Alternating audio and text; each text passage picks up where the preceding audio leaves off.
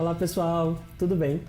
Vem com a gente para mais um episódio do Depois da Sessão, programa aqui no YouTube do Cinemascope, onde eu, Bruno Tavares, e eu, Thaís Lourenço, analisamos aspectos do cinema mundial. E hoje a gente tem um recadinho bem especial para vocês. Esse vídeo conta com o apoio do Telecine. Clicando no link da descrição e no comentário fixado, você que acompanha o Cinemascope pode resgatar 30 dias grátis para assistir não só o Alto da Compadecida, mas a outros filmes da retomada do cinema nacional. Não deixe de conferir também as centenas de títulos presentes no festival 125 anos de cinema e comece hoje a expandir o seu repertório e conhecimento sobre a sétima arte. E no episódio de hoje, a gente vai conversar um pouquinho sobre um cinema que é ao mesmo tempo bem distante e muito próximo da gente, o nosso cinema, o cinema brasileiro. E como recorte, a gente escolheu o Nordeste poético dos anos 2000, com adaptações literárias que homenageiam o próprio cinema e o teatro, e trazem em si o gosto pela ambientação regionalista. Para isso, trouxemos dois filmes do mesmo cineasta e que já estão no nosso imaginário coletivo, O Alto da Compadecida, de 2000, e Lisbela e o Prisioneiro, de 2003, ambos de Guel Arraes. Vamos lá? O sertão pode ser caracterizado como uma sub-área do Nordeste, situada a oeste do Agreste e da Zona da Mata. Até o final do século XIX, a região Nordeste era um tanto indefinida, aparecendo institucionalmente como uma parte da região Norte, sujeita à seca. A região, bem como sua sub-área, surgem na literatura nacional no período do Romantismo, onde José de Alencar, em 1875, lança sua obra O Sertanejo, que possui como cenário uma pequena cidade no Ceará, chamada Quixeramobim. Esta foi a primeira obra com destaque ao sertão e ao sertanejo na literatura de nosso país. É neste mesmo período que o jornalista Euclides da Cunha cobre a Guerra de Canudos, no interior da Bahia, e transforma sua experiência em um livro, Os Sertões. Quando Euclides escreveu Os Sertões, a ciência estava pesquisando a teoria naturalista, em que o homem era fruto do seu meio, e foi baseando-se nisso que Euclides concede ao sertão nordestino uma característica de local inóspito, e os sertanejos como frutos desse meio desfavorável. E, por esse motivo, fanáticos, religiosos e intelectualmente inferiores. O modernismo chega na primeira metade do século XX para subverter essa literatura das secas, essa visão naturalista dos autores do romantismo. Ainda bem. O movimento artístico e intelectual modernista foi permeado por questionamentos acerca da real identidade brasileira. Afinal, o que de fato é o Brasil e o brasileiro? Qual a nossa verdadeira arte? Livre de influências colonizadoras. Negando a visão idílica romântica, o modernismo vem para repensar o Nordeste como espaço e essência verdadeiramente brasileira. Grandes expoentes da segunda e terceira geração do romantismo, Graciliano Ramos e Guimarães Rosa, respectivamente, utilizavam o regionalismo, principal característica do movimento, para contar suas histórias realistas do sertão. Vidas Secas, de Graciliano, nos mostra com bastante realidade as dificuldades da vida do sertanejo, que, diferente do que propunha Euclides da Cunha, é um povo batalhador, mais carinhoso, sofrido, mas esperançoso. A seca é sim cruel, mas Graciliano consegue expor a paradoxal afetividade entre os retirantes à procura de um meio de sobrevivência. Assim como Graciliano, Guimarães Rosa cria uma das maiores obras literárias brasileiras, Grande Sertão Veredas, e com a sua característica de recriação da linguagem, traz a vivência e a fala popular do sertão ao protagonismo, não como pena, mas como realidade. A literatura sobre o Nordeste já foi pejorativa, já teve um olhar de fora para dentro e de dentro para dentro. Já buscou pela linguagem a experiência da seca, da vulnerabilidade, mas também da esperança e da força. Complexa como é o nosso país, a região Nordeste e a literatura que se produziu e produz dela não poderia ser diferente. A história do cinema brasileiro é repleta de ciclos. Todas as vezes que a produção nacional ganha fôlego, fatos históricos específicos acabam por barrar essas iniciativas, relegando o ato de fazer cinema novamente a uma prática de guerrilha. Foi assim durante a ditadura militar, que afetou o cinema novo. Foi assim com a extinção da Embrafilme, e é assim hoje. Recentemente, assistimos aos cortes drásticos de editais e leis de incentivo e à quase paralisia total da Ancine, promovida por este desgoverno. Atitudes como estas têm um impacto brutal na produção do novíssimo cinema brasileiro. Entretanto, O amor do brasileiro pelo cinema e a contínua esperança de dias melhores nos impulsionam a seguir em frente. Enquanto não sabemos quais serão os próximos capítulos da história do cinema nacional, podemos analisar uma parte recente dela, que popularmente ficou conhecida como Retomada. Após a desarticulação da produção e distribuição de filmes nacionais durante o governo Collor, a forma de se fazer cinema no Brasil na década de 90 se baseou fortemente em leis de incentivo e renúncia fiscais, como a Lei Rouanet e a Lei do Audiovisual. A partir dessa estrutura, foram produzidos entre 1990 e 2000 mais de 100 longas-metragens. Se hoje esse número parece pequeno, é importante lembrar que entre 1992 e 1993 houve uma paralisação quase total da produção e que o retorno foi gradual, ainda que lento. A retomada pode ser dividida em dois períodos, um que vai de 94 até 99 e outro que se estende de 2000 até 2003, além de alguns filmes tardios, mas que possuem características da época. Na primeira retomada, duas correntes estéticas são mais reconhecíveis: a comédia leve, da crônica de costumes, e o docudrama, conhecido como a ficção dramatizada de eventos históricos. Ainda que filmes importantes tenham sido feitos, entre eles Alma Corsária, de Carlos Reichenbach, e A Terceira Margem do Rio, de Nelson Pereira dos Santos, foi com Carlota Joaquina, Princesa do Brasil, de Carla Camurati, que a retomada se consolidou definitivamente. Outro elemento que também se estabeleceu foi o gosto dos brasileiros pelas comédias. Filmes do gênero, que apelavam também para as crônicas leves do cotidiano, foram, e são, responsáveis por grandes bilheterias até hoje. Títulos emblemáticos da primeira fase da retomada incluem Pequeno Dicionário Amoroso, de Sandra Werneck, e Sábado, de Hugo Giorgetti. Num aceno ao cinema novo, foram resgatadas histórias ambientadas na região Nordeste, desde os dramas como Baile Perfumado, de Lírio Ferreira e Paulo Caldas, Abril Despedaçado, de Walter Salles, e Amarelo Manga, de Cláudio Assis, até as comédias leves como Tieta do Agreste, de Cacá Diegues, e Eu, Tu, Eles, de Andrusha Waddington. No movimento análogo à época dos estúdios, que usavam as estrelas do rádio para atrair o público, na retomada foram as estrelas da TV que se tornaram cada vez mais próximas da telona. Esse movimento existia desde a segunda metade da década de 80, quando artistas de programas de TV passaram a protagonizar produções cinematográficas, mas se consolidou nos anos 90 e 2000, com personalidades como Xuxa, Angélica e Renato Aragão, estrelando inúmeros longas. Nessa esteira, tramas de minisséries também migravam para o cinema, sendo adaptadas para esse novo meio e marcando a entrada definitiva da Globo Filmes na sala de cinema. A seguir, analisamos O Alto da Compadecida e Lisbela e o Prisioneiro, ambos sucesso de bilheteria da retomada, dirigidos por Miguel Arraes e ambientados nesse Nordeste cômico e sonhador. Miguel Arraes de Alencar Filho nasceu em Recife, Pernambuco, em 12 de dezembro de 1953. Miguel é filho do político Miguel Arraes, que foi caçado pela ditadura militar em 1969 e exilou-se com a família na Argélia, onde morou por 3 anos. Aos 18 anos, Miguel se mudou para a França e lá ingressou no Comitê do Filme Etnográfico, dirigido pelo documentarista francês Jean Rouch, e colaborou com Jean-Luc Godard em um projeto sobre Moçambique. Seu exílio terminou em 1980, quando voltou ao Brasil, então com 26 anos. Em 1981, foi contratado pela Globo e em 1983 tornou-se diretor de núcleo, trabalhando em diversas funções, como autor, diretor e produtor. Foi um dos responsáveis pela criação e implementação do programa TV Pirata, em 88, e liderou a criação de programas famosos como Caceta e Planeta, em 92, Os Normais, em 2001, e a segunda versão de A Grande Família, também em 2001. Em 99, Miguel adaptou e dirigiu a primeira microssérie da Globo, O Alto da Compadecida, exibida em 4 capítulos. Esta microssérie foi a versão que estreou no cinema em 2000, em uma montagem especial de longa-metragem com 2 horas de duração. Além da sua carreira na TV, Miguel também foi o responsável por levar ao cinema em 2003 a obra Lisbela e o Prisioneiro, de Osman Lins. Alto da Compadecida é uma peça teatral em forma de alto, em 3 atos, escrita em 1955 por Ariano Suassuna. Mas antes de entender melhor a obra, vamos falar um pouco sobre Ariano.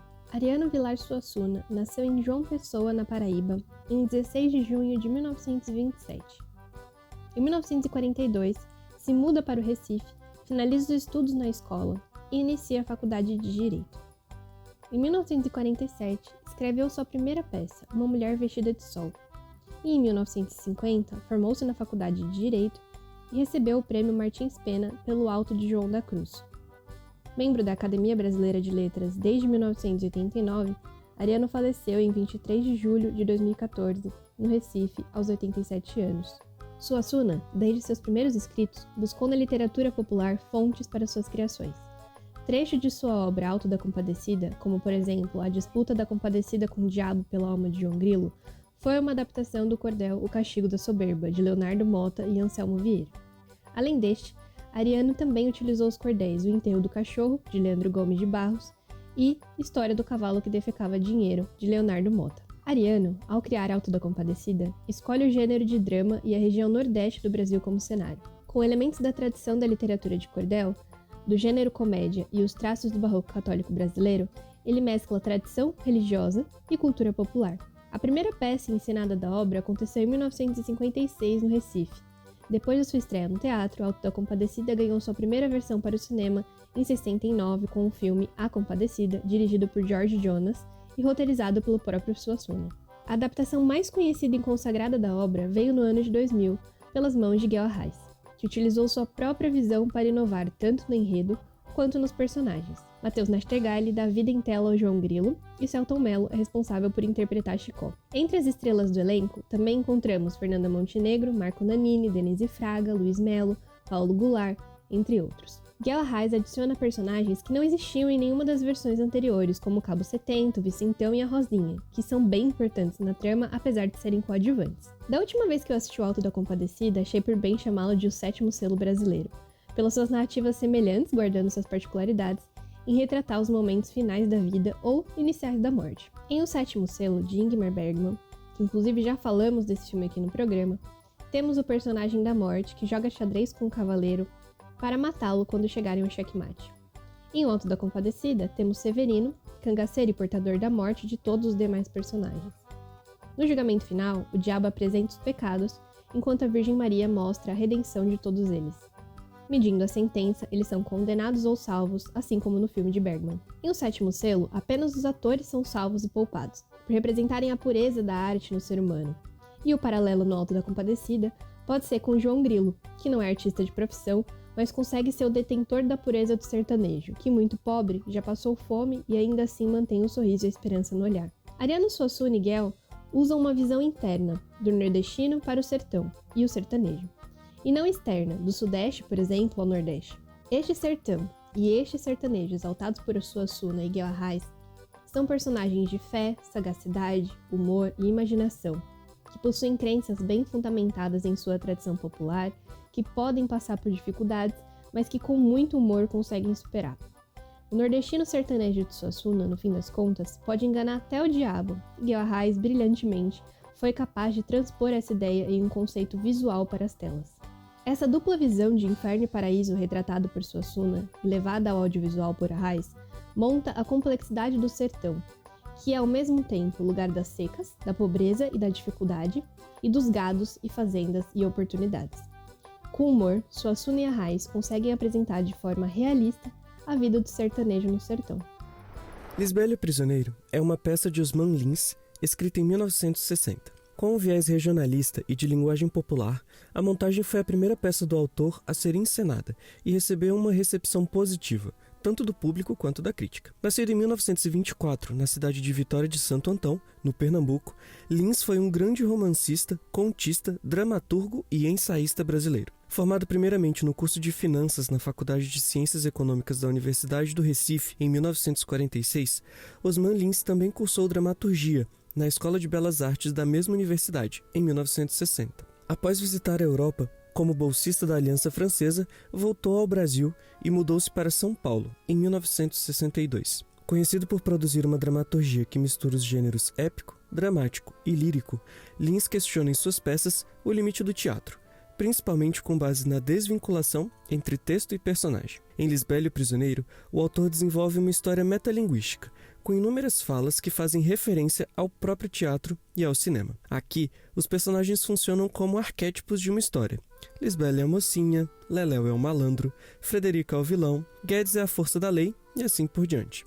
Em seu artigo Regionalismo e Brasilidade em Lisbela e o Prisioneiro, Verônica Daniel Cobbs sugere uma semelhança entre Leléu e João Grilo, de O Alto da Compadecida. Ambos são figuras extremamente populares, que oscilam entre o carisma do herói e as atitudes questionáveis do anti-herói. Essas características dúbias justificam o perfil trapaceiro dos dois personagens, que levam a vida de modo improvisado por necessidade de sobrevivência. Lançado em 2003, o filme Lisbela e o Prisioneiro retoma a história de Osman Lins 40 anos depois. Na trama, conhecemos o aventureiro Leléu, interpretado por Selton Mello, e a doce Lisbela, vivida por Débora Falabella. Ela está noiva de casamento marcado, mas se apaixona por Leléu quando ele chega à cidade. O casal se encanta um pelo outro, mas a união sofre pressões não só da família, mas também do meio social e das inquietações de ambos. Dirigido também por Guel Arraes, a adaptação cinematográfica manteve os aspectos populares e regionais da peça. O roteiro, assinado por Arraes, Jorge Furtado e Pedro Cardoso, usa a narração de forma pouco óbvia para interagir com o espectador, ao invés de apenas expor elementos da narrativa, além de utilizar-se de paródias e metalinguagem, assim como o texto original. À sua maneira, o filme estabelece paralelo com As Chanchadas, por mostrar personagens em aventuras mirabolantes, que imitam satiricamente a forma de contar histórias do cinema hollywoodiano. Sobre As Chanchadas, vale conferir um outro vídeo depois da sessão sobre esse tema. Porém, Arraes vai além. Na película, o diretor não apenas homenageia este gênero tipicamente brasileiro, mas intencionalmente opta pela ausência do glamour hollywoodiano, ao privilegiar cenários simples e figurinos de cores intensas. Em se tratando da história, apesar de assinar para o tipo de comédia popularizado nos clássicos da Atlântida, a complexidade de apresentar os fatos do enredo é bastante contemporânea, por exigir do espectador níveis de interpretação mais ativos. Nesse sentido, o texto de Lins também é atualizado. Se na peça o desenrolar das ações é mais lento, no filme de Guel Arraes a montagem rápida, com cortes ágeis, torna a cadência dos eventos mais dinâmica e condizente não só com o perfil do público atual, mas também com as características do cinema de gênero. Em entrevista ao jornal Estadão, o diretor revelou mais detalhes da produção. Em Lisbela e o Prisioneiro, Arraes quis mostrar a versão nordestina de tipos universais, como o valentão, o inteligente, a mulher fogosa, entre outros. Usando uma estética quiche, o cineasta buscou representar em cena o melhor do mau gosto, por meio de uma profusão de cores, estampas e tonalidades. O resultado é, em suas palavras, um Nordeste pop, tipo aquele que vem estampado em para-choque de caminhão. Brega, mas não debochado, diferente do Nordeste suburbano que se apresenta na maioria dos filmes nacionais. Em se tratando de Lisbela e o Prisioneiro, é impossível não destacar ainda as homenagens e conexões com o próprio cinema. A metalinguagem se apresenta principalmente na figura de Lisbela, uma cinéfila de carteirinha, que conhece o passo a passo de todos os gêneros de filmes. É ela que, logo no começo, explica a função de cada um dos personagens, enquanto letreiros aparecem na tela, apresentando cada um deles. Esse jogo autorreferente é constante, e por meio de um roteiro bem construído, faz com que Leléu e Lisbela possam assistir a sua própria história, enquanto a vivem. Segundo a matéria da revista de cinema, Lisbela e o Prisioneiro faz uma espécie de homenagem às aventuras em série que ajudaram no processo de formação de plateia nos anos 30, 40 e 50. Para atenuar a obviedade de uma vida sem grandes emoções, pelo menos sem emoções com pompa hollywoodiana, Lisbela se entrega ao prazer voyeurístico de devorar filme após filme toda noite. Para ela, o cinema mostra um mundo desconhecido, vasto e completamente diferente da rotina da pacata Vitória de Santo Antão. Até que ela mesma viva suas aventuras, o que lhe resta é ver a luz do cinema se apagando devagarzinho, sentir o mundo lá fora se apagando devagarzinho, ir abrindo os olhos, em pouco tempo, não se lembrar mais de que está ali, e mergulhar numa história cheia de problemas que ela não pode resolver. Só os personagens podem. Assim é a magia do cinema, que permanece viva no imaginário dos brasileiros. O cinema nacional sempre teve uma conexão íntima com a nossa literatura. Esse traço foi mantido na fase da retomada, que fez um resgate das obras que tinham maior apelo popular.